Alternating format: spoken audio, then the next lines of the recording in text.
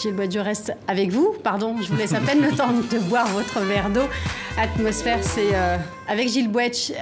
Quel est votre coup de cœur à vous? Alors mon coup de cœur, c'est le Memorial Act de Pointe-à-Pitre, à la Guadeloupe, qui est un musée qui s'est ouvert il y a moins de 2 ans, qui est un musée absolument extraordinaire sur la mémoire coloniale, sur la mémoire de la traite et sur la mémoire de l'esclavage.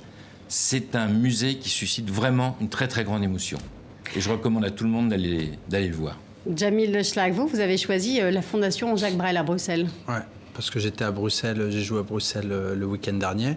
Donc j'ai vu une expo sur Jacques Brel qui racontait un peu sa vie. Et j'ai été clairement touché par son parcours que je connaissais pas au final, je le connaissais juste sur scène.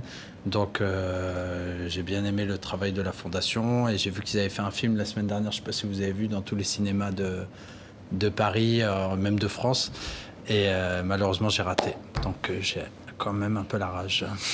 Mohamed El Khatib, vous mettez à l'honneur le dernier livre de Édouard Louis, Qui a tué mon père. Encore une histoire de deuil?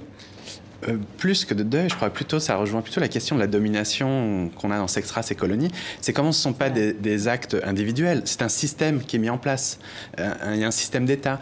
Et je trouve que l'ouvrage d'Édouard Louis, de ce point de vue-là, est essentiel, extrêmement puissant. Il montre comment la politique, comment l'histoire de la politique française a un impact concret sur les corps, comment il maltraite les corps, et notamment comment sont maltraités les corps des classes populaires.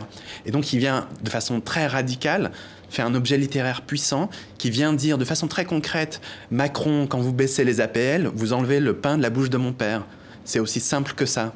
Et cet ouvrage est vraiment salvateur. C'est un objet vraiment de littérature important.